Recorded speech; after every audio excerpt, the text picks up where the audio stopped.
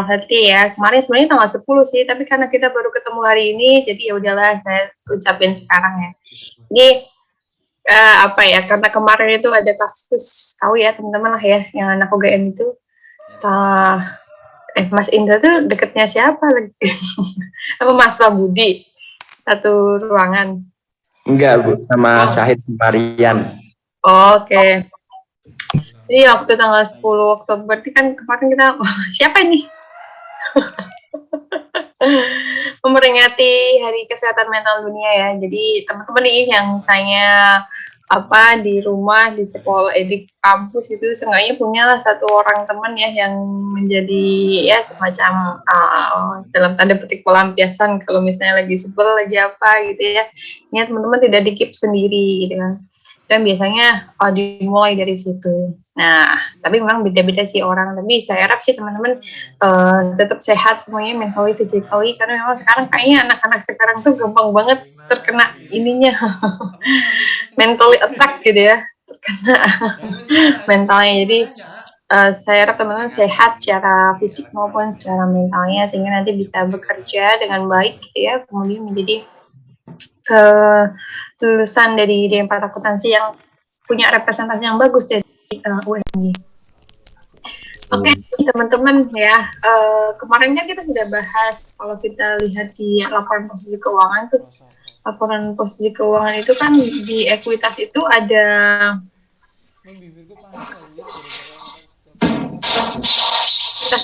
di bagian bawahnya liabilitas ya teman-teman ya. Jadi nanti kita akan membahas beberapa hal. Yang pertama adalah bagaimana sih perusahaan itu menerbitkan ekuitas ya, dalam bentuk apa, kemudian apakah perusahaan itu bisa membeli kembali sahamnya gitu kan, dan nanti ada juga mengenai kebijakan dividen. Nah, teman-teman di sini mau tanya nih, adakah di sini yang sudah punya saham atau beli saham sebelumnya? Nggak mau jawab tadi yang tanya. Belum pernah? Belum ada? Belum. Oh, belum ya. Oke, nggak apa-apa. Jadi kalau di ekuitas itu, kalau teman-teman kemarin belajar surat utang ya, ada obligasi. Jadi ekuitas di bagian ekuitas dan liabilitas itu sebenarnya adalah bagaimana sih perusahaan itu mencari, gitu ya, mencari pendanaan dari pihak luar, ya, mencari pendanaan dari pihak luar. Nah, pendanaan dari pihak luar itu bisa dari dua nih, dari ekuitas dan dari utang, gitu kan, dari utang. Dari liability atau dari equity ya, ekuitas. Nah, saya itu belum. Ini perlu saya record nggak? Recording in progress. Nah, ada liability, ada equity, dia ada ekuitas. Nah, kemarin kita sudah membahas bagaimana sih perusahaan itu menerbitkan surat utang dalam rangka pencarian pendanaan dari pihak luar, utamanya dari kreditor ya, yang bentuknya adalah liability. Sedangkan pada pertemuan ini kita akan fokus pada bagaimana perusahaan itu mencari pendanaan dari pihak luar, tapi bentuknya equity, gitu ya, atau ekuitas ya. Nah, Mas Syahid kayaknya pakai filter ya, kayaknya. Kayak shimmering gitu. Ini Mas Syahid itu masuk kelas kita, Boh. Kok kayaknya saya baru pertama kali lihat. Bukan? Itu dia? Iya, Mas. Kenapa? Masuk kelas ini, Boh. Iya ya. Iya, Bu. Iya. Oh iya, oke. Oke nih teman-teman, jadi kita fokus ke bagaimana perusahaan itu menerbitkan equity untuk mencari pendanaan, gitu ya, mencari pendanaan dari pihak luar. Nah, ada 3 bentuk organisasi utama bisnis ya, ada perseorangan, ada persekutuan, ada perusahaan terbatas biasanya ya. Nah, di sini kalau perseorangan dia punya equity-nya, kalau teman-teman tahu, kalau di pengantar akuntansi namanya apa teman-teman? Equity-nya bentuknya apa?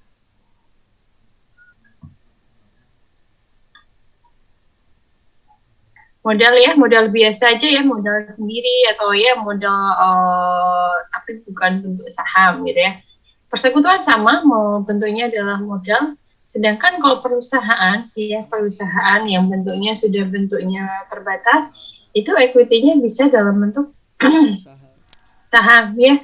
Artinya saham itu apa sih? Surat kepemilikan perusahaan, gitu ya, surat kepemilikan perusahaan di mana ketika kita punya saham, maka kita dianggap memiliki perusahaan itu ya meskipun kecil ya persentasenya. Misalnya teman-teman sekarang punya satu lot itu sama dengan 100 lembar saham ya.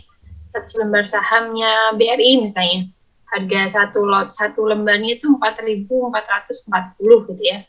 Maka meskipun teman-teman hanya punya 444.000 ya, satu lot itu artinya teman-teman sudah punya Bank Rakyat Indonesia gitu. Ada yang tahu Unilever ya, ada yang tahu Astra ya, mungkin ada yang pakai motornya Honda dan sebagainya. Mungkin teman-teman sudah mulai berpikir bahwa saya itu nggak hanya konsumen aja, tapi saya juga sebagai investor ya, sebagai investor. Saya ini bener jam. Ganti anyar lur-lurnya. Lebih gede. Ukurannya berapa? Oh.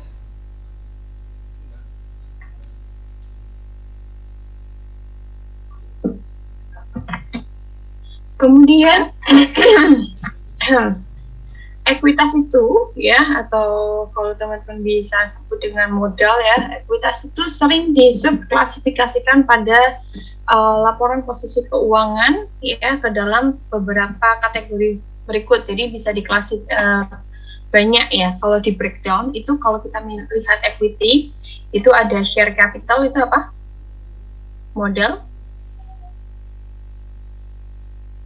Saham yang biasa ya. Kemudian ada share premium, apa? Modal, saham, preference ya. Kemudian retained earnings itu apa? Laba ditahan. Oke, laba ditahan. Kemudian ada accumulated, ada comprehensive income, ini adalah akumulasi dari laba komprehensif lainnya yang tidak bisa dimasukkan ke dalam retained earnings ya. Biasanya ini misalnya dari laba atau rugi, selisih kurs ya. Sekarang kalian dengar nggak sih ada isu mengenai resesi? Dengar ya katanya. Dan sekarang kalau teman-teman lihat dolar ke rupiah kan benar-benar menguat ya. Kalau teman-teman ingat waktu zaman corona itu dolar sampai 18.000 apa sudah 18.000 ya. Kemudian kan turun jadi 14.000. Nah sekarang udah naik lagi jadi 15.000 lagi ya. 15.000 something ya. 300, 400 gitu ya. Yang ini cukup meresahkan juga bagi dunia ya. Apalagi Amerika lagi gencar-gencarnya kan menaikkan suku bunga dan sebagainya gitu ya. Akhirnya pasar sahamnya jadi cukup anjlok gitu ya, merah-merah kayak gitu. Ini mengingatkan kembali pada saat corona. Semoga sih nggak separah itu ya. Dan banyak pendapat yang bilang kalau krisis ini bisa sampai long lasting gitu ya. Kalau teman-teman lihat Argentina udah bangkrut, kemudian ada beberapa negara yang sulit untuk bayar utangnya. Nah itu bayangan resesi itu cukup menyeramkan ya. Tapi nggak perlu takut ya teman-teman yang menurut teman-teman nih sambil cerita. Kalau ada resesi, instrumen apa sih yang teman-teman pakai ya untuk menyelamatkan uang teman-teman? Ada pendapat nggak? Investasikan ke emas, Bu. Oke, biar nggak menyusut uangnya. Oke, kenapa kok emas, Mas? Karena kalau keuangannya lagi resesi itu biasanya harga emas naik gitu kayak pas COVID kemarin. Oke, memang ya antara pasar saham sama emas itu kebalikannya ya. Saham, emas itu kebalikannya. Jadi kalau misalnya sahamnya bagus gitu ya, ekonominya bagus, stabil gitu ya, emasnya itu cenderung ya naik tapi nggak banyak gitu, bahkan kadang turun gitu. Tapi kalau lagi ekonomi yang nggak kurang bagus ya, biasanya emas ini akan perkasa gitu ya dalam tanda petik. Ya, jadi dia punya harga yang cukup bagus dibandingkan dengan harga saham. Ya, waktu corona itu kan dia naik dari 700.000 sampai 1 juta ya. Artinya naik hampir 50% harga emas itu. Dan sekarang stabil dan mau naik lagi karena memang ada isu-isu mengenai resesi ini. Jadi kalau misalnya orang-orang yang punya uang banyak itu kita portofoliokan ya, portofolio itu apa sih, ada yang tahu nggak? Udah kode. Udah posisi. Jadi kita tidak menaruh Pokoknya diambilin bantal. menaruh uang kita pada satu basket ya atau satu keranjang. Kalau kita punya telur gitu ya, telur banyak itu dalam satu keranjang. Kalau keranjangnya jatuh satu doang itu maka telurnya itu akan pecah semua. Beda kalau misalnya kita taruh di misalnya keranjang A, B, dan C gitu ya. Di mana keranjang A dan B, A ini misalnya adalah saham, kemudian adalah emas, yang ini adalah obligasi misalnya. Nah, ini akan berbeda returnnya ketika teman-teman portofoliokan. Meskipun ya kalau misalnya kita fokus pada satu keranjang yaitu saham, ya mungkin akan besar ya returnnya. Tapi kalau turun ya luar biasa turunnya gitu, sehingga memang penting untuk teman-teman untuk memportofoliokan atau mendiversifikasikan instrumen keuangan yang teman-teman pilih gitu. Nah, kemudian yang ketiga ada treasury shares. Apa tuh? Ada yang pernah dengar nggak? Saham treasury. Kurang.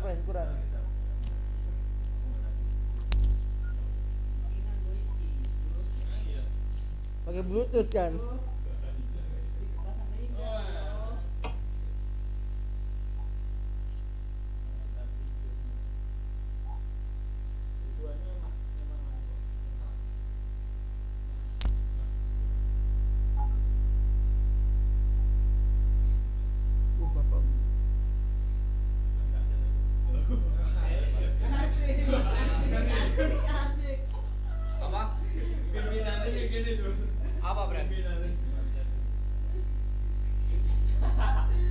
Ada yang pernah dengar saham treasury?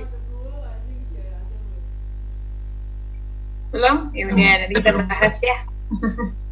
Apa ada yang mau jawab kayaknya tadi?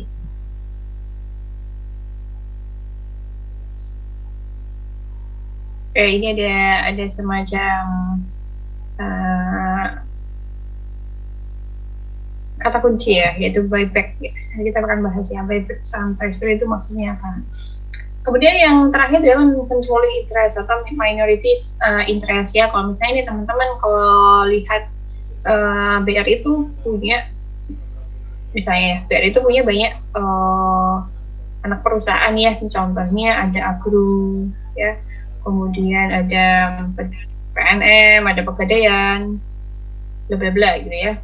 Nah, Agro ini misalnya dimiliki BRI 90%. 10%-nya dimiliki oleh masyarakat secara luas gitu ya. Artinya minority interest itu adalah yang 10% ini ya. Sedangkan di sini BRI itu memiliki Agro secara mayority atau kepentingan mayoritas. Sehingga dan controlling interest-nya maksudnya adalah kalau orang-orang atau pihak-pihak yang memiliki suatu perusahaan tapi dia itu tidak punya kepentingan yang banyak, tidak punya pendapat yang banyak dalam perusahaan tersebut, sehingga kita sebut dengan minority interest atau non-controlling interest. Sehingga kalau misalnya ada pilihan atau sebagainya, nah ini tuh ya dia ikut-ikut aja ya, kayak misalnya saya ini punya saham BRI gitu ya, cuma punya berapa lot gitu ya. Nah itu yang dimaksud dengan minority interest. Beda dengan halnya saham BRI, minority interestnya punyanya siapa sih teman-teman?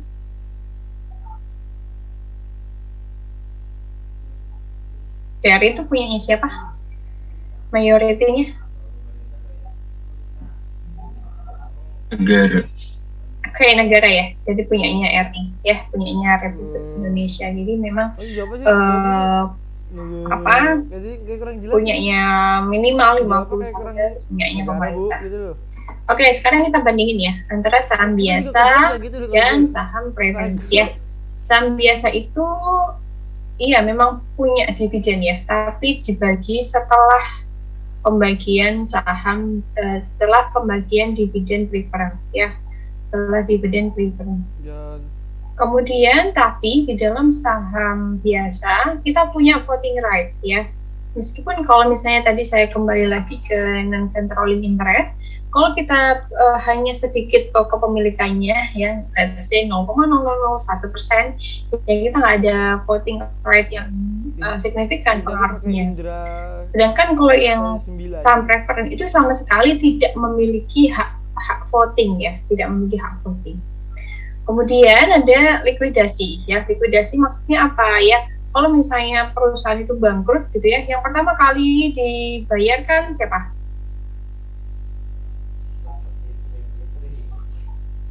Kalau udah bayarin biaya-biaya semua udah dibayarin, maka yang pertama kali aset itu kalau dilelang itu akan dibayarkan kepada kreditor. Yang kedua adalah pemegang saham preference ya. Yang ketiga baru saham biasa. Sehingga kalau misalnya terjadi bangkrut gitu ya, terjadi bangkrut di sini mereka itu akan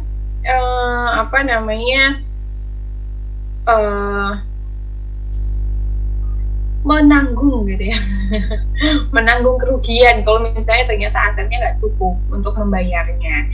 Tapi kalau misalnya ada sisa ya, ada sisa ini adalah hak terakhir yang diberikan kepada pemegang saham biasa. Teman-teman pasti ingat ya, kalau pemegang saham itu adalah residual interest ya, atau hak sisa atas aset yang sudah dikurangi kewajiban-kewajiban.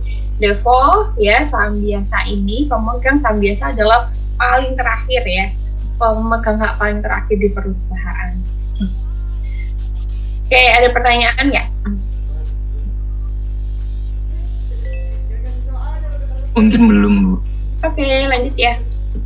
Nah, komponen kunci dari ekuitasnya ada beberapa macam ya. Di sini teman-teman bisa melihat ada dua primary sources of equity ya.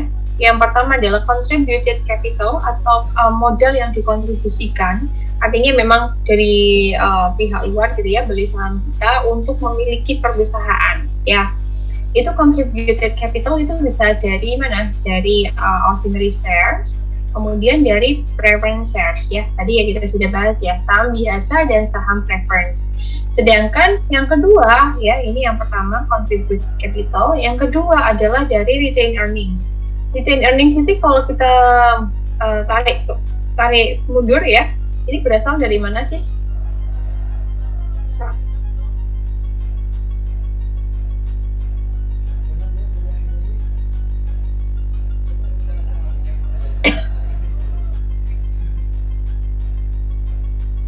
Dari mana retained earnings itu?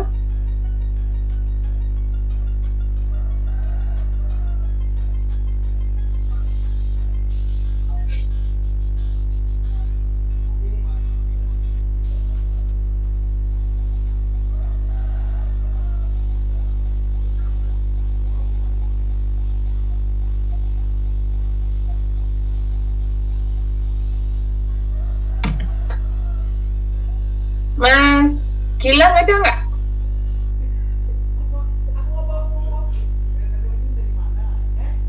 Retained earnings itu berasal dari mana ya teman-teman? Mungkin yang lain boleh Mbak Dinda, Aprilia Dinda. Retained earnings itu didapatkan dari mana? Kalau baca di Google dari operasi, Bu. Oke, laba dari operasi. Oke, ada yang lain mau nambahin? Ada satu kata kunci yang belum benar, laba ya, laba. Benar, betul dari laba. Tapi ada yang belum diucapkan dari Mbak Dinda ini. Laba yang tidak Bayarkan. Masuk, Bu. Iya, boleh Mas Gilang. Sebenarnya Bu ya, tadi ada sedikit kendala sinyal. untuk apa return itu didapat dari laba bersih Bu. Ini laba kotor telah dikurangi kayak kewajiban-kewajiban gitu dan dikurangi pajak juga. Oke, laba bersih dikurangi kewajiban dan pajak ya. Nah, kemudian kan ada pembagian dividen itu mungkin sisa dari dividen itu masuk ke retained earnings. Oke, good. Thank you Mas Gilang. Jadi retained earnings betul kata Mas Gilang. Laba bersih yang kita punya di laporan laba bersih yang terakhir gitu ya. Nanti kita lihat itu akan dibagikan, bisa dibagikan bisa enggak gitu ya. Nah, yang dibagikan itu akan berubah menjadi dividen, sedangkan yang tidak dibagikan akan menjadi retained earnings. Di mana retained earnings itu akan menambah equity kita, gitu ya.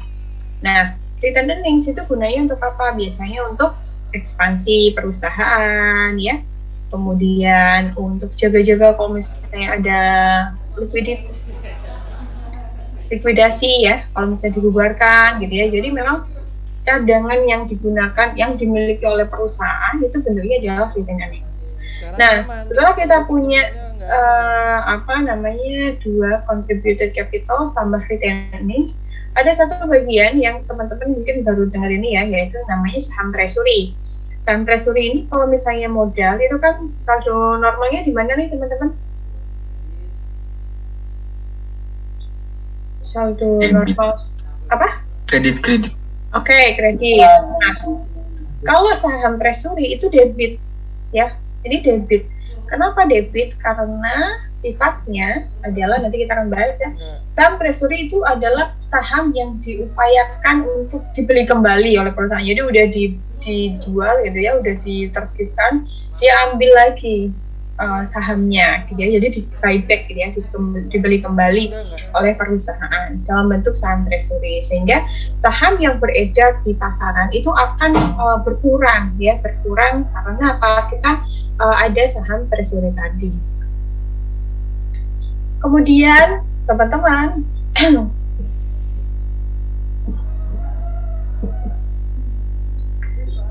ada prosedur akuntansi untuk penerbitan saham nih ya.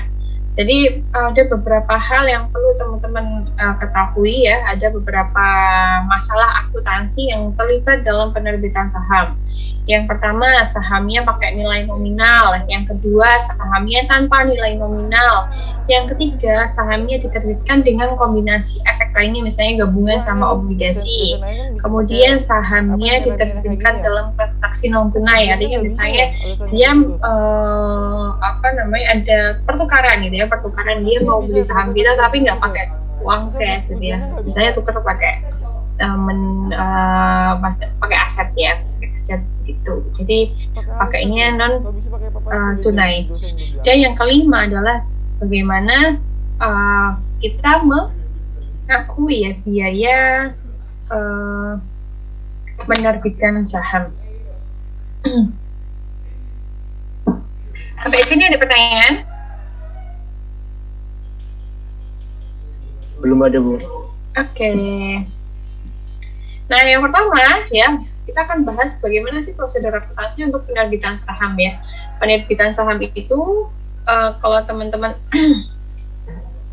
ketahui kan, kalau misalnya ada saham tuh ada yang pakai nilai nominal, ada yang enggak ya, hal par value atau yang tanpa par value. Nah, nilai nominal itu kan biasanya nih teman-teman, kalau misalnya GoTo itu nilai nominalnya sahamnya itu 1 ya. Tahu nggak sih? GoTo tahu ya, GoTo ya? Tahu lah ya, Gojek Tokped ya. Tapi sekarang dinilai pasar itu harganya let's say 250 ya, 250. Artinya kita punya nilai nominal, ada nilai pasar atau nilai wajar. Nah, ini nilai wajar, ini nilai nominal atau nilai par. Nah, menurut teman-teman nih, yang seharusnya diakui itu yang 1 atau yang 250?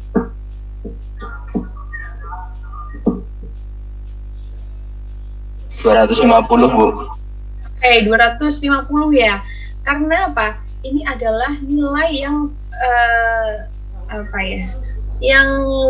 benar-benar diakui oleh pasar gitu ya. Semangat. Jadi betul-betul Nggak apa-apa, jangan skema takut. wajarnya Jangan takut. itu memang diperjualbelikan di pasar, dan itu jelas ada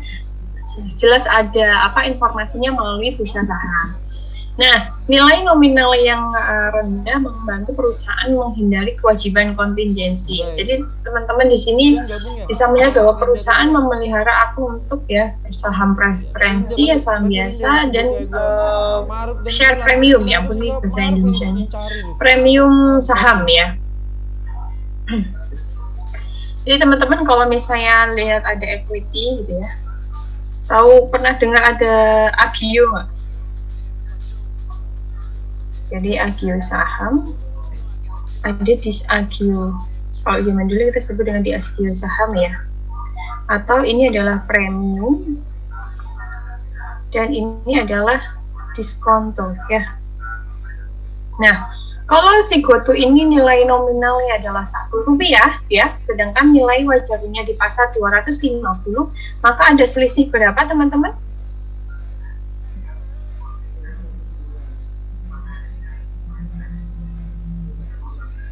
Selisihnya adalah 249 ya, dimana 249 ini kita sebut dengan premium atau Agio saham ya. Oke, saya lanjut aja ya biar cepat, nanti kita bisa latihan. Nah, saham tanpa nilai par ya. Kalau misalnya tanpa nilai par, tadi kan GoTo ada nilai parnya 1 ya kan, ada nilai parnya 1. Nah, ada perusahaan yang ngapain lah kita buat nilai par ya, orang yang dijual belikan itu aja ada di pasaran gitu kan, udah jelas itu nilainya, dan kalau misalnya ada nilai parnya itu akan menjadi ribet gitu ya, karena harus kita menghitung berapa sih selisih antara nilai par dengan nilai wajar yang ada di pasaran gitu kan. Nah, dan di sini teman-teman kalau misalnya tidak ada nilai par, perusahaan ini jauh lebih fleksibel untuk mencatatnya ya. Contohnya nih, ilustrasinya kayak gini ya, ada Video Electronic Corporation ya, menerbitkan 10.000 saham biasa yang disahkan tanpa nilai nominal. Jika Video Electronic menerbitkan 500 saham secara tunai dengan harga saham €10, maka pencatatannya gimana jurnalnya? Debitnya? Kas? Kreditnya? Modal saham. Ya Mbak? Modal saham biasa. Oke, saham biasa. Modal saham biasa ya. Saham biasa. Totalnya berapa? 5.000. Oke, 5.000. Ini tanpa nilai nominal. Artinya tidak ada informasi berapa sih nilai nominal yang ada di dalam saham yang diterbitkan oleh Video Electronic Corporation. Bagaimana kalau misalnya kita ada nilai nominalnya gitu ya. Nah, ini contohnya kalau harganya 11 ya, gampang kan, jadi tinggal 5.500 ya, jadi 500 lembar dikalikan dengan harga wajar yang ada di pasaran. Nah, beberapa negara itu mewajibkan ya, contohnya di Indonesia juga mewajibkan ya, mewajibkan adanya, kalau perusahaan yang mau IPO itu harus menerbitkan nilai parnya berapa gitu ya, sehingga harus dinyatakan dalam prospektusnya. Jika sebuah perusahaan mengeluarkan 1.000 saham dengan nilai €5 dan dinyatakan pada nilai wajar €15 per saham secara tunai, maka jurnalnya adalah kasnya 15 kali Oke, 15 kali 1.000 ya, karena memang nilai wajarnya ya, kita punya 5 ya, 5 harga parnya, tapi laku 15 di pasaran, sehingga tetap kita kas yang kita dapatkan adalah 15.000. Kreditnya?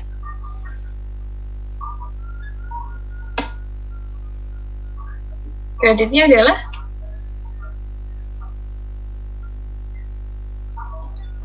saham biasa, kredit berapa? 5.000. Oke, 5.000, dan selisihnya 15 kurangi 5 kita sebut sebagai 2.000. Premi. Oke, good. Jadi 10 kali 1000 ya. Jadi 10.000-nya adalah premium. Gitu ya. Jadi teman-teman bisa ketahui, oh ternyata kalau misalnya kita ada nilai par yang disajikan atau ditunjukkan oleh perusahaan itu, kita harus menghitung berapa sih sahamnya yang sebenarnya sesuai dengan nilai par, dan kalau misalnya ada selisih lebih, maka kita akui sebagai premium. Nah, sebaliknya nih teman-teman, kalau misalnya ternyata ya kita punya nilai par 5, terus nilai wajarnya 4. 5 kurang 4, berarti ada selisih minus ya ini ya. 1. Ya kan? Jurnalnya gimana?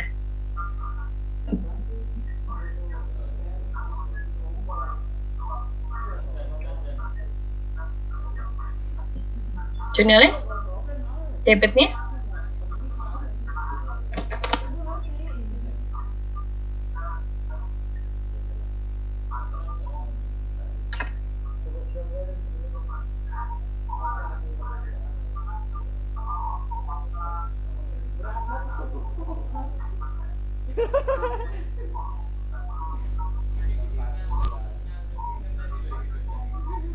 Ajan, Cok. Nang kono ajan. Debitnya apa? Kas, Bu. Oke, kas berapa? 15.000. Kalau jadi yang dinilai wajarnya cuma 4 ya, kita sebut 4. Kalau misalnya nilai wajarnya 4, maka kasnya debitnya berapa? 4.000. Oke, 4.000. Kemudian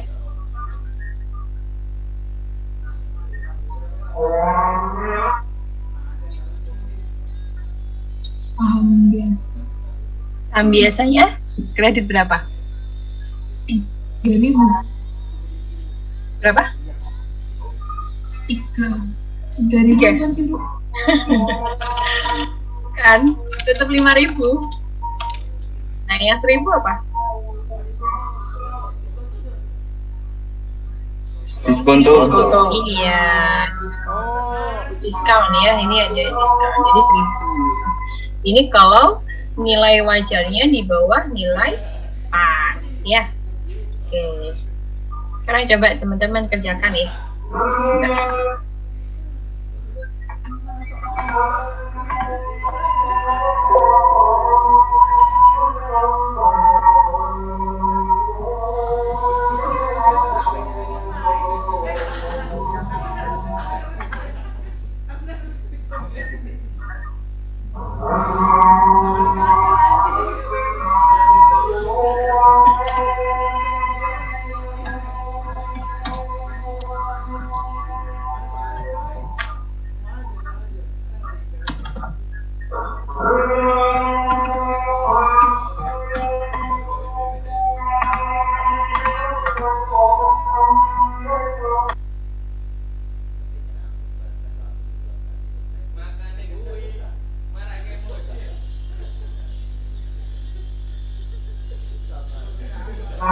Coba silakan teman-teman kerjakan ya.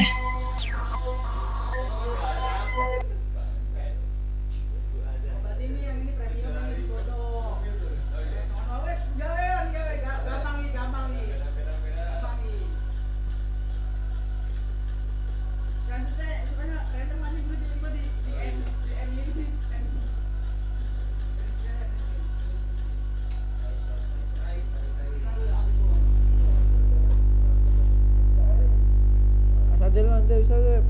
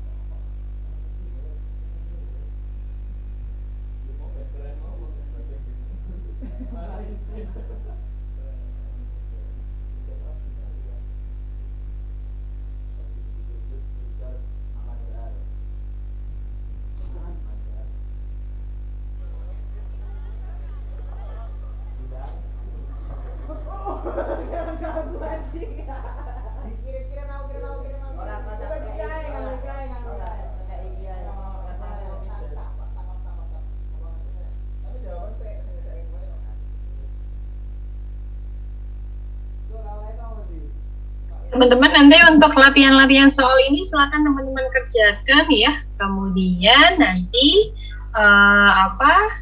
upload di Google Classroom ya hasilnya ya. Karena nanti kita akan coba beberapa kali ada beberapa contoh soal sehingga nanti saya bisa ngajak ke teman-teman mengerjakannya di rumah.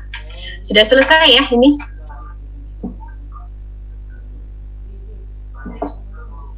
Ada yang mau mencoba? Yang A dulu? Coba Bu. Siapa ini? Saya Bu. Selsa atau Nabila ini? Bertiga Bu. Bertiga. Yaudah, yang A. Coba jurnalnya gimana? Kasnya kas debit 10.000 10.000 dari mana? dari karena dapatnya dari 10 kali 1.000. Oke, kasnya debit 10.000. Kemudian kreditnya? Kreditnya saham biasa 7.000. Oke. 7 kali 1.000. Oke, dan? Terus tuh premium, saham premiumnya 3.000.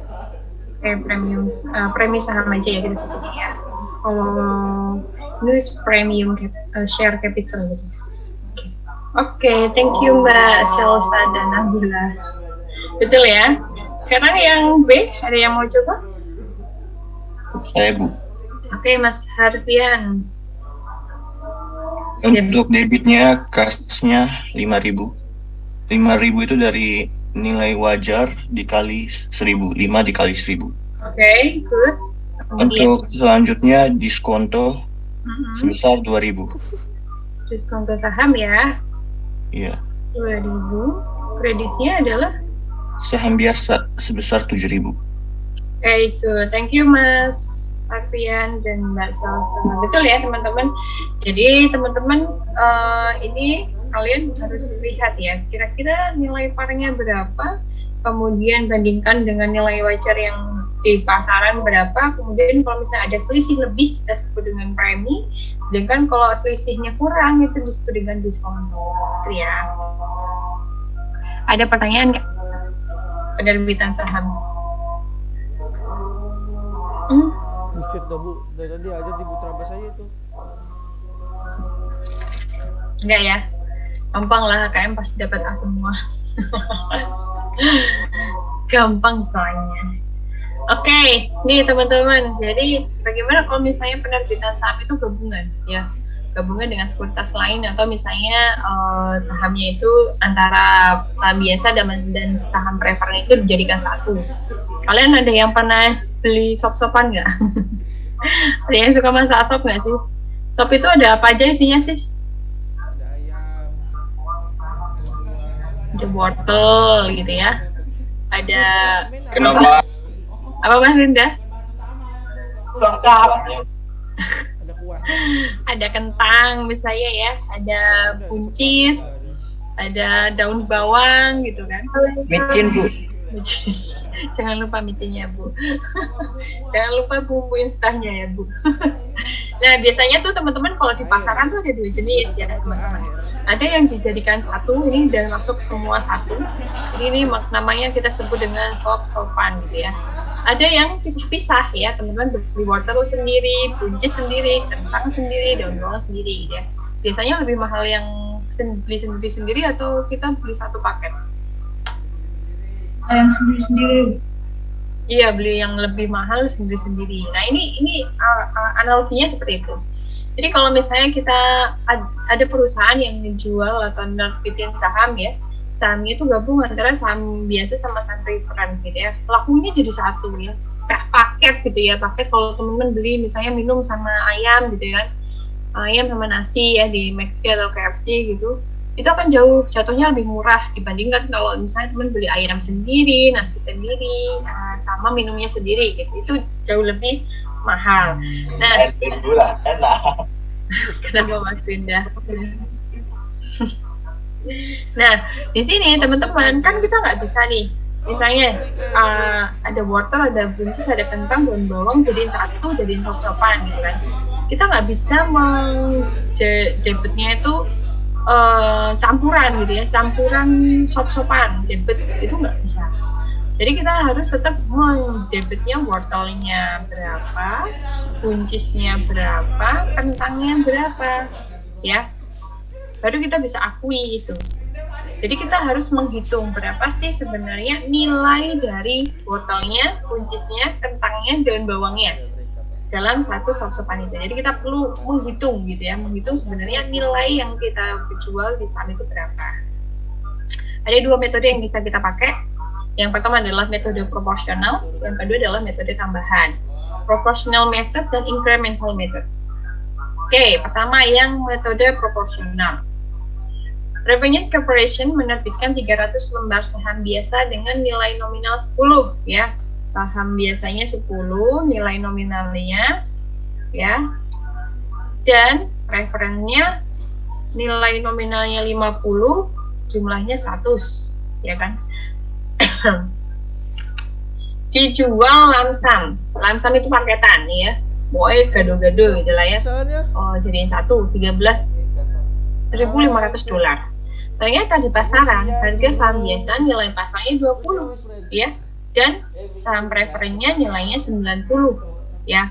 Artinya yang ini dia itu tadi jualnya 13.500 ya kan, 13.500 ini kalau kita breakdown itu nilainya nggak 13.500 tapi 300 ya, 300 lembar dikali amount yang di pasarnya harganya 20, 6.000 yang ordinary share. Dan saham preference-nya itu jumlah lembarnya ada 100 ya, dan amount-nya itu ada berapa nih? Nilainya ada $90 ya. Artinya lebih tinggi ya nilainya ya, artinya lebih mahal kalau misalnya kita jual satuan gitu kan. Nah, di totalnya 15.000, tapi cuma dijual 13.500 gitu kan. Nah, di sini kita nggak bisa mendebet misalnya ya, debitnya kas 13.500, oke betul. Kreditnya ordinary shares and preference shares gabung jadi satu, nggak bisa. Jadi harus dipisah-pisah ya, harus dipisah-pisah. That's why kalau misalnya di metode proporsional kita perlu menghitung berapa sih kontribusi dari masing-masing shares yang dijual. Oh, ordinary share kalau kita jumlahkan totalnya 15.000 ya kan.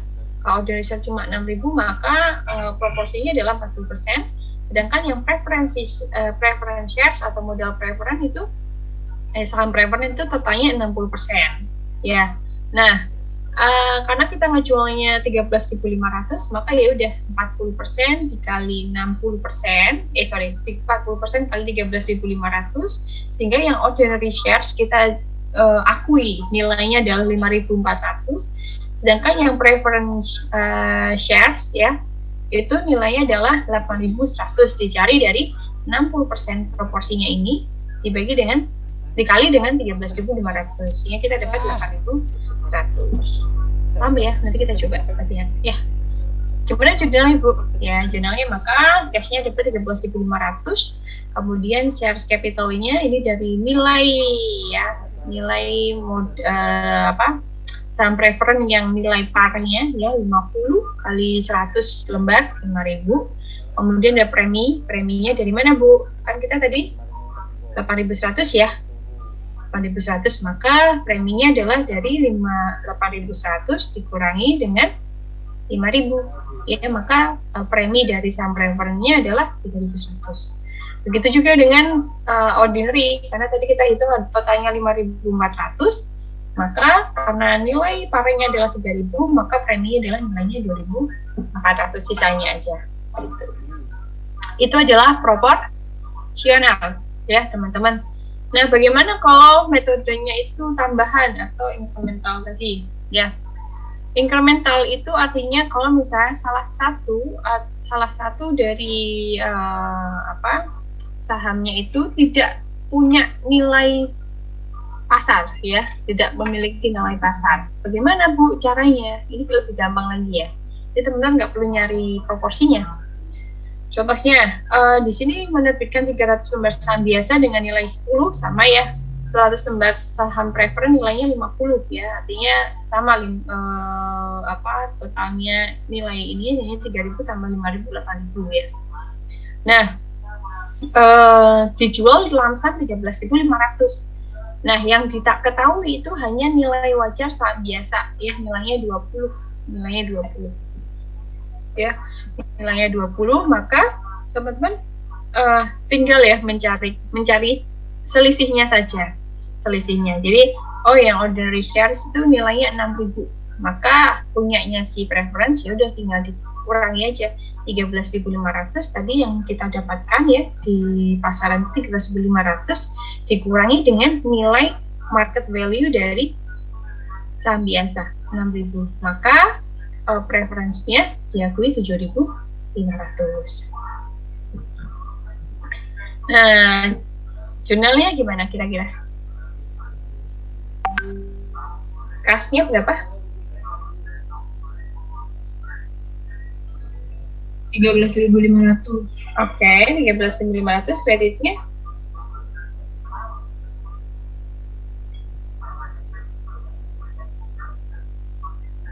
Kreditnya Share capital preference. share capital yang ordinary dulu ya. Berapa? Baru nanti premiumnya. Ordinary-nya berapa? 300 kali 10? 3.000. Oke, 3.000. Kemudian premiumnya berarti? 3.000. Oke. Kemudian share capital yang preference? 5.000. Oke, 5.000. 5.000. Sedangkan preminya preferensinya berapa? 2,5. Oke, good. Itu ya. Ada pertanyaan? Gampang kan? Gampang. Kita coba latihan ya. Oke, silakan coba teman-teman mencoba ini ya. Pakai bahasa Inggris nggak apa-apa. Jadi Hartman menerbitkan 500 lembar saham ya, nilainya adalah 10 ya per value ordinary share dan 100 saham preferences ya. Harganya 100 ya, 100 lembar, lamsam 100.000. Nah, silahkan coba teman-teman hitung journal entry ketika fair value of ordinary share-nya itu 168 dan yang preference 110 gitu ya. Nanti di round itu bulatkan aja dari ratio, artinya bulatkan yang paling deket ya, yang paling atas. Tapi kalau misalnya di bawah 0,5 ya berarti bawah, kalau di atas 0,5 maka ke atas. Kita coba ya.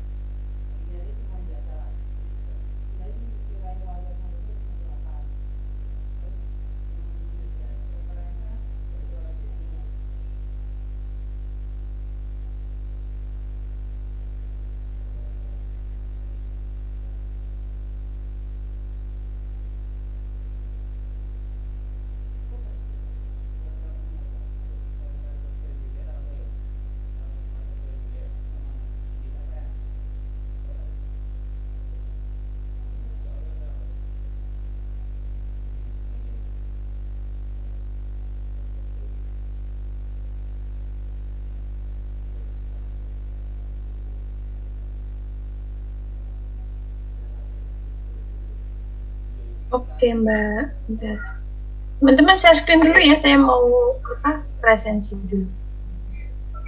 Share screenshot.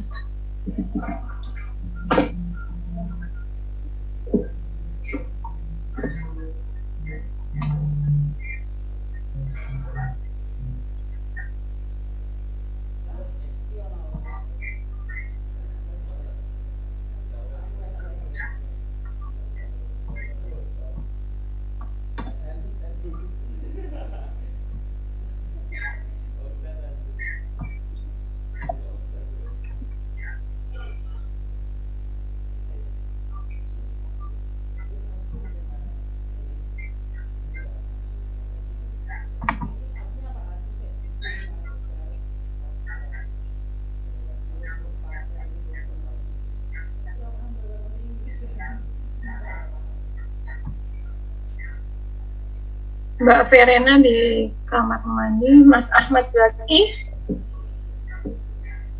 Bagus. Riztia. Hadir Ibu. Deswita. Hadir Bu. Salsa. Hadir Bu. Putri. Hadir Bu. Ebi. Hadir Bu. Sabrina. Hadir Ibu. Rian. Hadir Bu. Fritz. Hadir Bu. Oke, Salsa. Hadir Ibu. Iklim. Sama Firda. Hadir Bu. Oke, Eka. Hadir Bu. Lufiana. Hadir Bu. Hanifa. Hadir Bu. Harfian. Hadir Bu.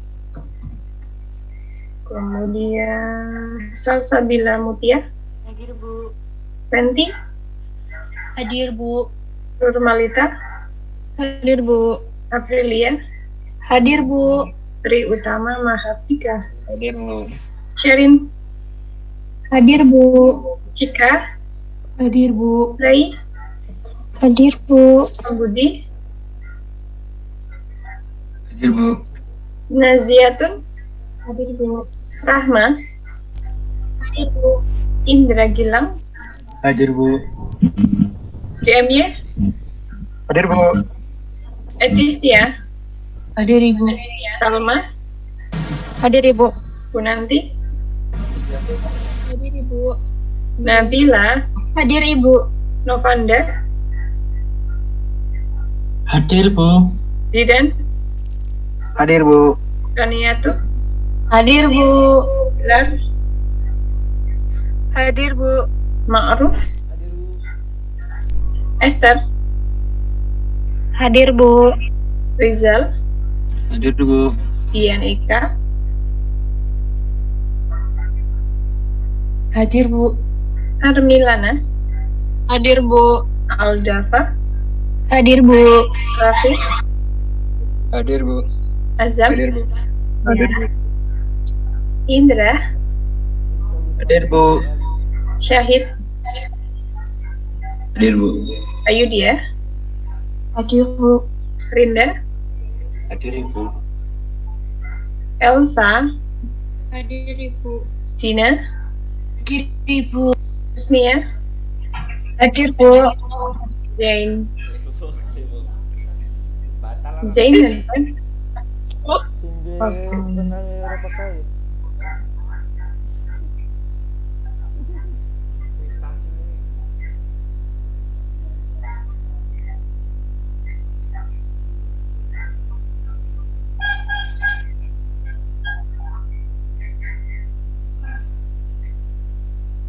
Bukan ngerjain apa? Aktivitas.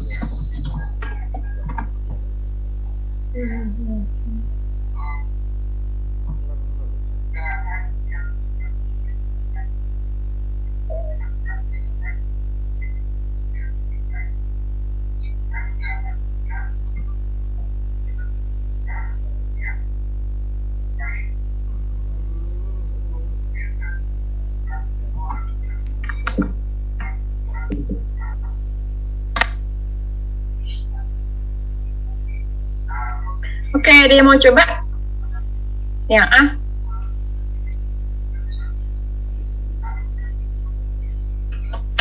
Belum ya? Belum selesai ya.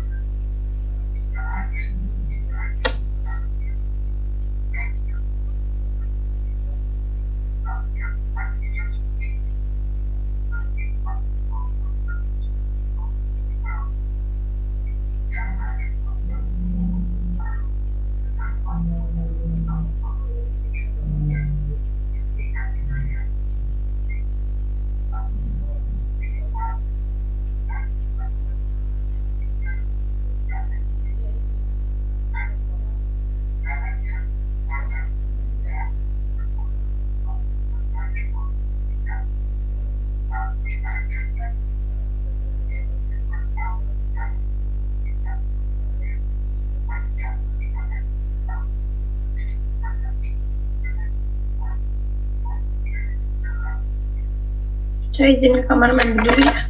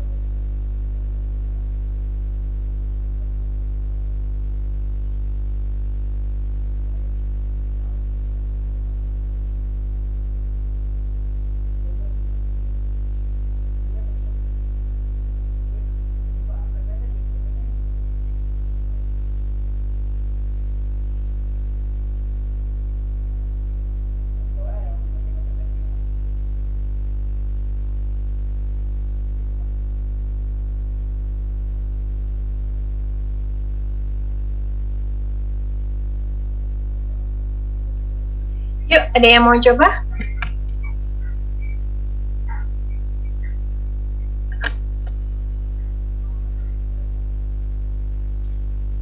Silakan teman-teman, ada yang mau nyoba nggak? Yang A dulu.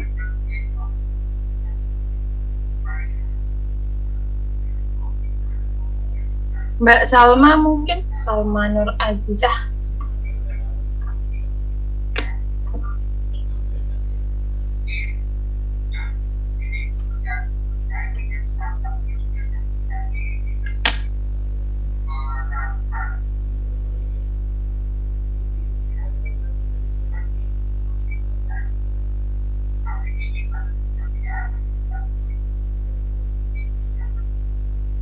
Halo, ada yang mau coba? Monggo.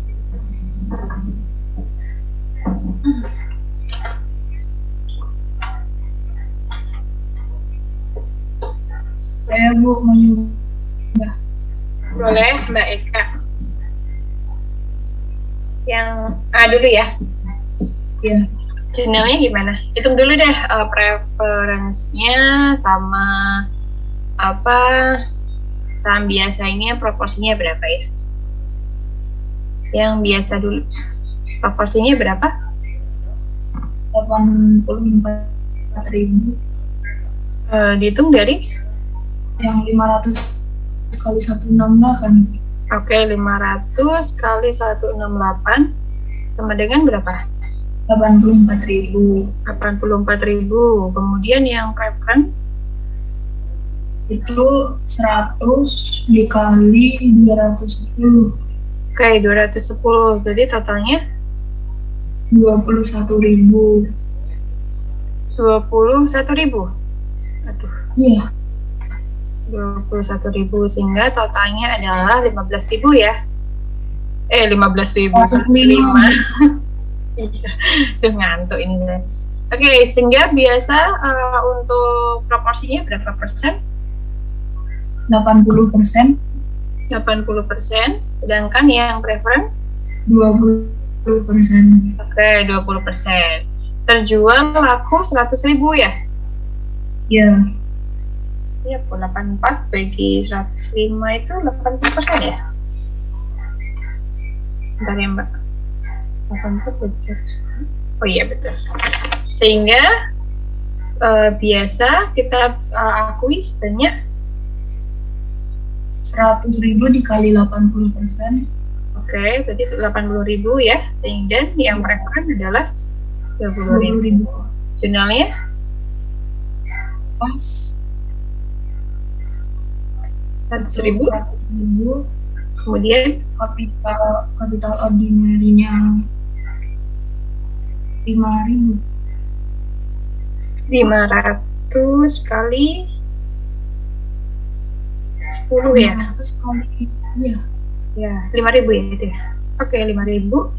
Kemudian capital ordinary premiumnya 75.000. banyak banget ya. Kemudian yang premium, capital premiumnya adalah Preferen kan? ya, oh iya preferen, maaf 10.000 ya. Iya. Dan 10.000. yang capital preferen premiumnya adalah 10.000. Oke, thank you Mbak Eka. Sekarang yang B, pakai incremental.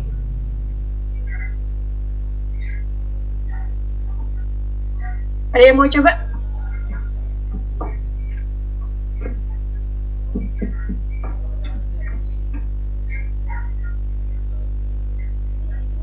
Yang B di sini deh. Yang B silakan.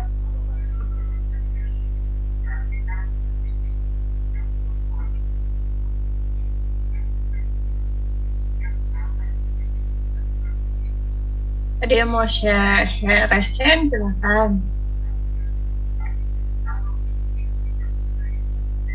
Mas Fritz, yuk coba.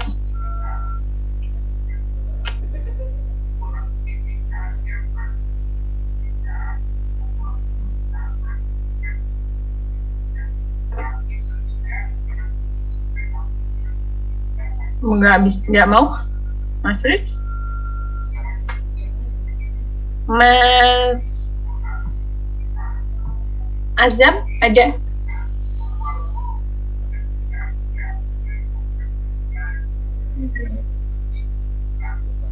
Ya, halo. Siapa nih tadi yang mau mencoba? Yuk.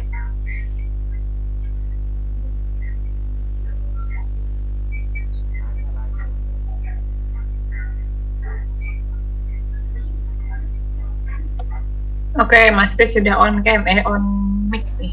Gimana Mas? Coba.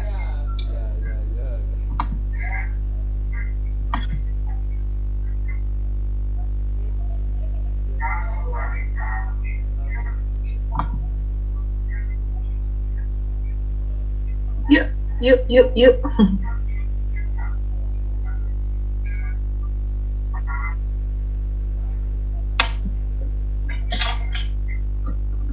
Mas Rina ada kalau Mas Fit nggak mau. Untuk yang B saya belum paham Bu. Oh, belum ya. Ada yang lain yang sudah mau coba? Saya Bu. Boleh Mbak Yudia. Itu yang saham biasanya 500 kalikan 170. Wait. Kan lakunya berapa nih? 100.000 ya? Lakunya itu 100.000 ya kan totalnya. Sedangkan yang diketahui hanya yang ordinary share ya. Ordinary share harganya adalah 170 per lembar dikali 500. Oke, 500 jumlahnya 85. Oke, 85.000 sehingga yang punyanya si preference tinggal mengurangi ya kan? Iya. Iya. Jadi 100 kurangi 85, 15.000. Oke, sebentar. Ini kan total penjualannya, total issuance-nya itu adalah 100.000 ya.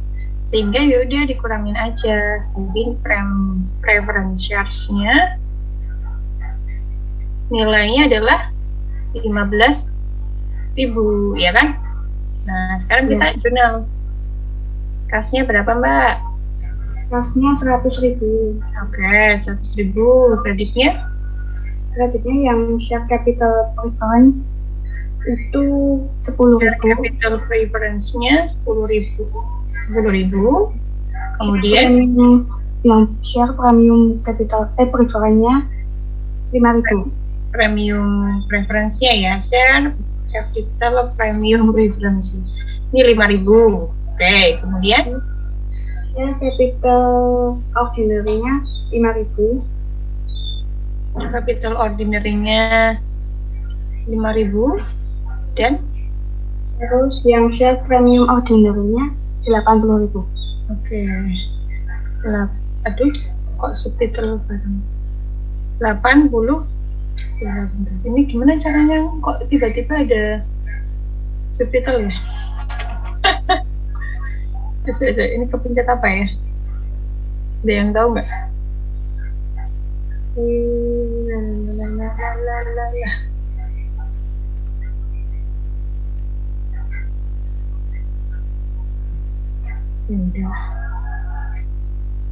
Oke, ini berarti share premiumnya ini 80.000 ya? Yang ordinary 80.000. Oke. Adakah pertanyaan? Silahkan.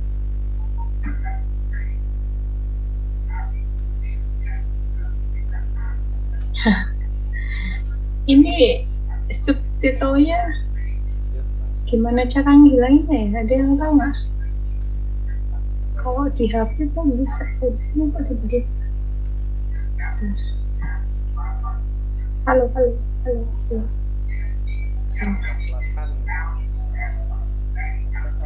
Can you make it?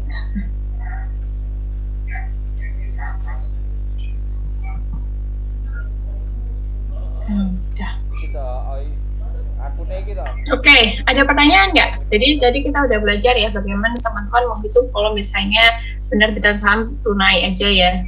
Kemudian ada kalau misalnya jualnya itu bareng-bareng antara saham premi sama saham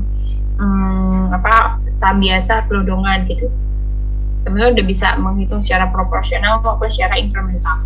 Jadi kita sekarang lanjut bagaimana kalau ada penerbitan saham secara transaksi non tunai, ya non tunai. Jadi teman-teman perlu mengetahui bahwa saham itu kalau misalnya bisa nggak sih kita nerbitin saham, kemudian si yang beli itu nggak ngasih uang ke kita, tapi ngasihnya dalam bentuk aset lain. Let's say mungkin kasihnya building atau kendaraan atau bahkan hak paten, itu bisa juga. Nah, di sini teman-teman ada beberapa aturan yang teman-teman bisa gunakan. Yang pertama adalah kita bisa menilai wajar barang atau jasa yang diterima. Yang kedua adalah jika nilai wajar atau barang jasa tidak dapat diukur secara andal, gunakan nilai wajar saham yang diterbitkan. Jadi yang pertama kali yang teman-teman lakukan adalah kalau harga sahamnya ada, harga barangnya itu tertera ada nilainya di pasar, pakai itu. Tapi kalau itu nggak ada, maka kita pakai nilai wajar saham. Kalau yang ketiga ini nggak ada dua-duanya, maka kita pakai jasa appraisal. Jasa appraisal itu apa?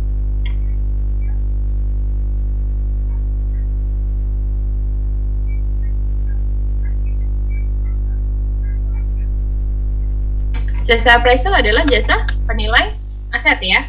Bisa juga bisa penilai utang, bisa juga sih. Ya, jadi teman-teman bisa menggunakan jasa pihak yang profesional. Ilustrasi, rangkaian transaksi mengilustrasikan prosedur penyambilan. Jadi gini, Marlow ini menerbitkan 10.000 lembar saham dengan nilai nominal 10, ya, artinya nilai sahamnya itu 100.000 rupiah. Marlow tidak dapat dengan mudah menentukan nilai wajar paten, tetapi ia tahu nilai wajar sahamnya, yaitu 140.000 ya. Jadi si Marlow ini menerbitkan saham kemudian ditukarkan dengan paten ya, sehingga patennya Marlow itu nambah 140.000, kreditnya kalau dengan cara yang tadi, kreditnya adalah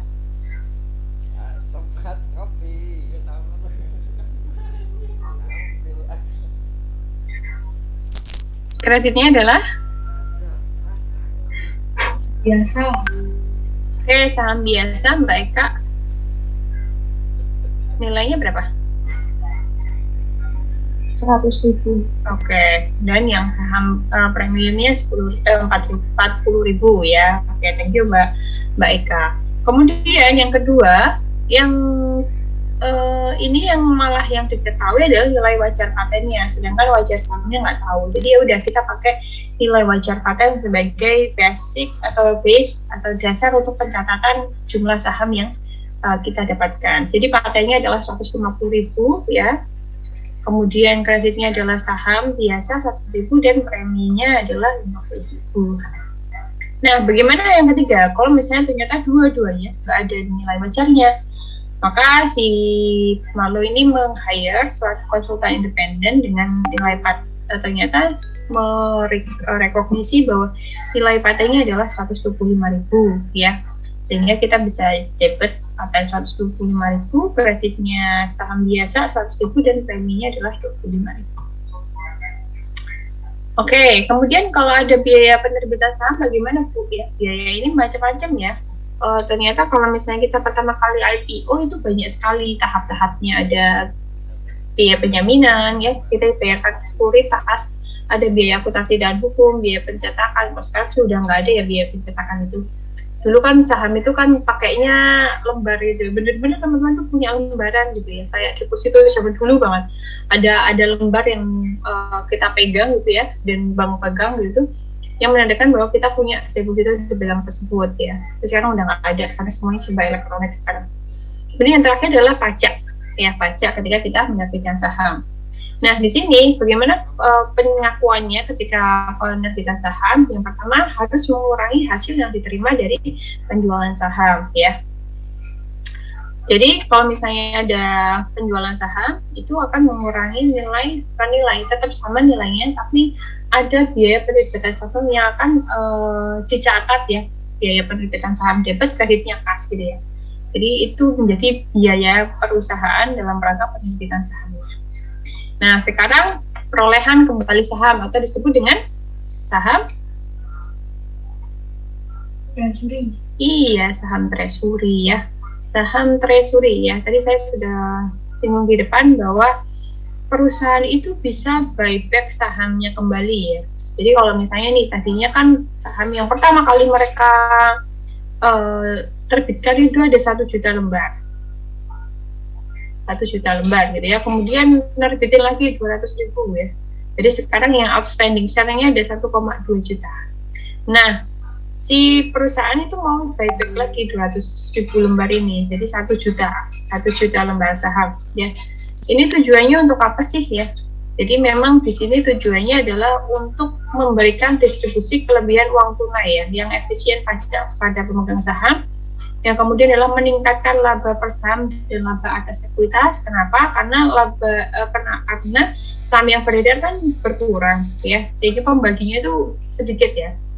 Tadinya 1,2 juta, kemudian sekarang jadi 1 juta ya. Misalnya labanya misalnya 1,2 miliar ya. Kalau misalnya dibagi 1,2 juta lembar kan 1000 ya, 1000 per lembar. Tapi kalau dibagi untuk 1000 orang ya, untuk 1 juta lembar maka jadi 1.200 per lembar. Jadi ini bisa meningkatkan laba per saham dan laba atas ekuitasnya. Kemudian ini bisa juga biasanya ada semacam kompensasi untuk karyawan untuk memenuhi kebutuhan merger ya. Biasanya kayak ada perusahaan itu yang sering ngasih namanya shares untuk para karyawannya ya. Share untuk employee biasanya perbankan tuh sering itu ngasih. BRI juga sering. Jadi daripada digaji atau dibonus gitu ya, diberikan untuk kepemilikan gitu ya. Ini biasanya untuk loyalitas juga sih, dikasih sahamnya perusahaan. Kemudian mengurangi jumlah pemegang saham ya, karena kan memang kalau misalnya ada buyback gitu kan, nanti jumlah pemegang sahamnya mungkin bisa berkurang ya, karena rela untuk menjual saham. Ada pertanyaan nggak mengenai treasury?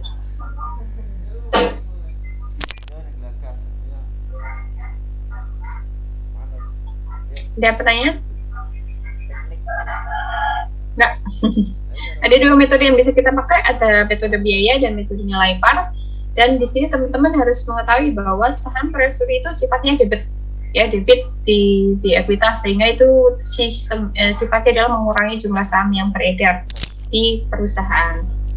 Contohnya nih, Pacific Company menerbitkan 100.000 lembar saham biasa dengan nilai nominal 1 dengan harga 10 per lembar. Sehingga kalau kita lihat harga saham AR-nya itu hanya 100.000, sedangkan premiumnya ada 100.000 ya. Jadi total equity-nya kalau teman-teman lihat tambah retained earnings-nya ada 1,3 juta ya. Nah, ternyata siapa Pacific ini tanggal 20 Januari 2015 mengakuisisi 10.000 sahamnya, jadi buyback ya, dengan harga 11 per saham. Jadi mengakuisisi artinya beli di pasaran ya. Jadi harganya 11, debitnya 110.000 dari 11 kali 10.000 lembar yang dibeli ya. Ini maka 110.000 dan dia mengeluarkan cash ya, cashnya kredit 110.000 untuk apa? Untuk buyback. Hingga kalau misalnya kita lihat di laporannya, maka kita bisa melihat di sini teman-teman ya.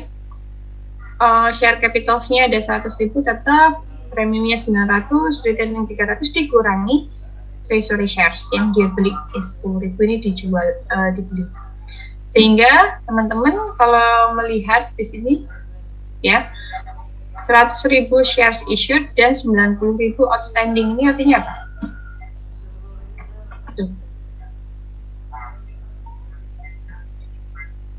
Nah ini 100.000 shares issued dan 90.000 outstanding.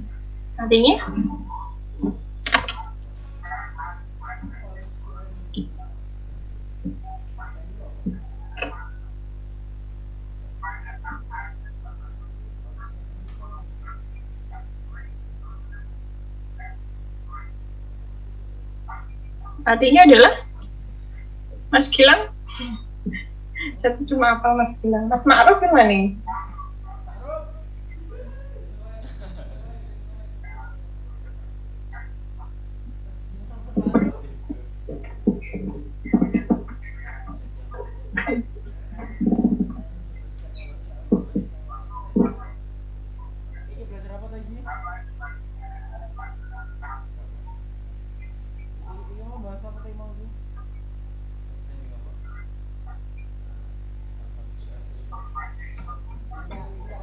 Gimana? Artinya adalah perusahaan itu telah pernah menerbitkan 100.000, tapi sekarang yang beredar hanya 90.000 gitu ya, karena 10.000-nya sudah ditarik oleh perusahaan itu, gitu ya. Ya, penjualan treasury bisa lagi ya, jadi saham treasury itu bisa dijual lagi gitu ya, dikembalikan lagi ke pasar ya. Bisa di atas biaya, di bawah biaya ya. Keduanya meningkatkan total aset dan ekuitas. Karena apa? Namanya ngejual, kemudian kita dapat saham lagi. Jadi asetnya berupa kas nambah, ekuitasnya nambah berupa saham biasa tadi. Nah ini ya contohnya ya. Teman-teman bisa melihat di sini bahwa treasury-nya yang tadi kita beli itu 11.000, ternyata laku 15 per lembar saham. Jadi malah kayak trading ya. Tadinya dibeli, beli kembali, kemudian sekarang dijual kembali ke pasar yang nilainya itu lebih tinggi ya, 15.000. Oke, ada pertanyaan nggak?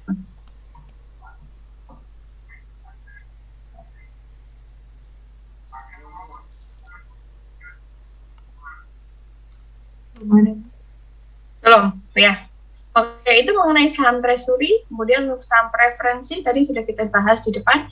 Di sini saham preferensi itu tidak memiliki voting ya, hak untuk voting, tapi dia punya banyak hak untuk pembagian dividen terlebih dahulu. Preferensi untuk pembagian aset ketika likuidasi dapat dikonversikan kepada saham biasa ya, convertible share ini bisa, tapi tergantung dari perusahaannya.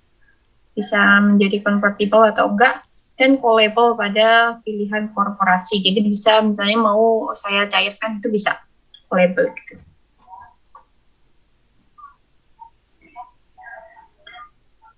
Oke, silakan kalau ada pertanyaan. Saya mau lanjut ke kebijakan dividen.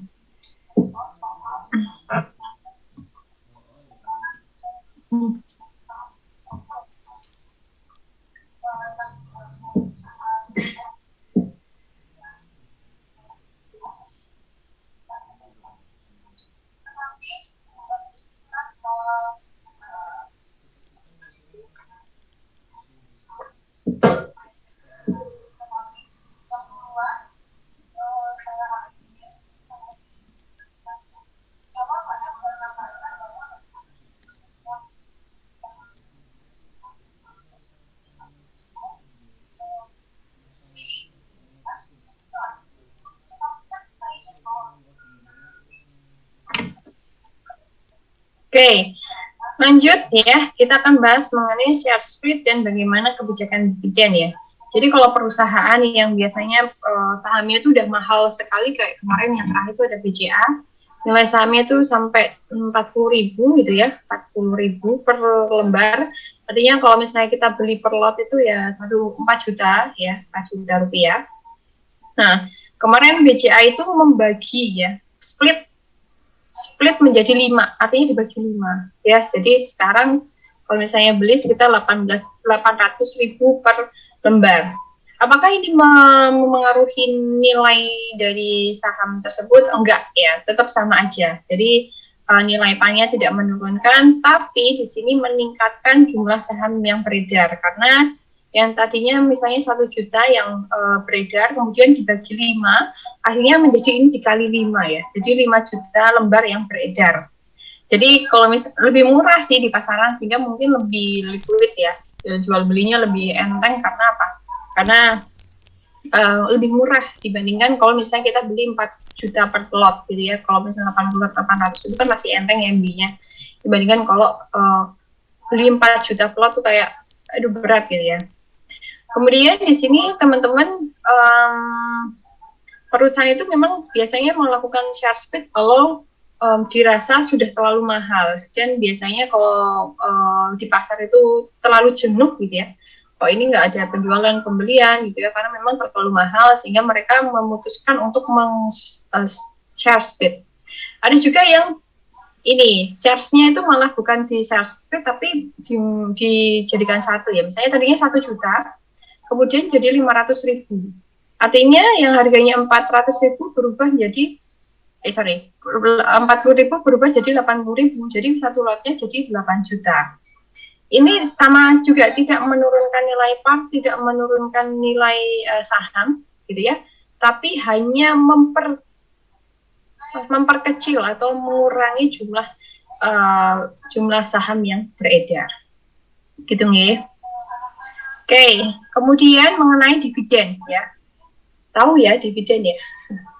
Dividen itu kalau misalnya tadi ya, kalau Mas bilang oh dari laba bersih itu nanti bagi dua, Bu. Yang satu jadi dividen, yang satu jadi retained earnings ya. Ada perusahaan yang 100% ngasih ke dividen, ada yang 100% ngasih ke retained earnings ya. Ada yang sebagian-sebagian, ya, ada yang sebagian-sebagian. Nah, pembagian saham ini berbeda dengan pembagian dividen ya. Caranya memang di sini teman-teman bisa melihat kalau dividen ini bisa bentuknya macam-macam. Ada bentuknya cash, ini yang paling sering ya, bentuknya tunai yang di-share ke seluruh pemegang saham. Kalau teman-teman cek itu yang sering ngasih dividen itu namanya blue chip ya, saham blue chip gitu ya. Tahun kemarin misalnya BRI ngasih 174,25 misalnya, saya per lembar ya, berarti kalau satu lotnya berarti 17.425 ya, kecil ya dividennya ya per lotnya. Tapi kalau misalnya teman-teman punya 500 lot gitu ya, lumayan dapatnya 8,5 juta gitu ya. Jadi orang-orang yang mau investasi itu biasanya cari capital gain, juga cari yang sering bagian dividen gitu ya. Karena memang returnnya dari situ gitu. Nah, teman-teman di sini ya, ada yang namanya kebijakan dividen itu tadi ya, bisa tunai ya, kemudian bisa juga ngasih dividen berupa saham. Artinya saham yang beredar itu nambah ya, sehingga jumlah pemegang sahamnya itu bertambah ya, jumlah pemegangnya tambah, kemudian nilai nominal sahamnya yang beredar itu juga bertambah karena kan nambah jumlah lembar saham ya yang di pasaran, dan maka market value-nya, market cap-nya juga nambah. Market cap itu kan dilihat dari apa? Masih ingat ya? Harga saham dikali dengan outstanding share. Kalau outstanding shares-nya ini semakin banyak yang didapatkan dari dividen saham ini ya, yang dihasilkan dari dividen saham ini, maka market cap-nya juga akan bertambah. Gitu. Oh, ternyata dari tadi saya ya. Ada pertanyaan, monggo.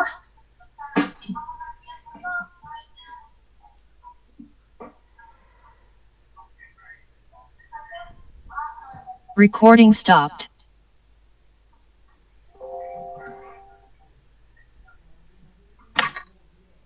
Oke, untuk tugas teman-teman ya, untuk tugas minggu depan silakan teman-teman mengerjakan nomor ini ya, BE15.1, BE15.2, yang BE15.5 udah dikerjakan tadi jadi nggak usah. E15.5, E15.6, 15.13 sama 15.14 ya.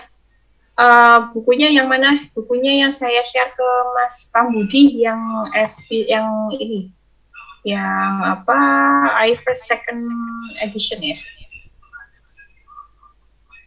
yang ini loh.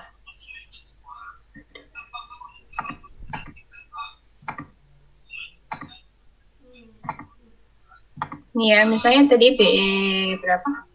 BE15.1 ya udah, BE15.1, BE15.2, 3, 4, 5 ya. Teman-teman bisa ceknya dari situ. Exercise yang teman-teman buat ya. Betul. Ada pertanyaan? Silakan. Kita belum sholat. Belum sholat zuhur ya ini ya. Oke, kalau misalnya ya Mas Pambudi gimana? Kalau presentasi ALK nanti sore nih Bu? ALK nanti habis ini jam 1 ya. Saya maksimal jam 2 karena saya harus masuk Zoom jam 2. Oke Bu. Oke, teman-teman istirahat dulu sampai jam 1 bagi Mbak Verena dan mungkin kakak-kakak kelas lainnya yang punya kepentingan lain boleh leave dari Zoom. Saya end meeting dulu, nanti teman-teman masuk lagi jam 1 ya.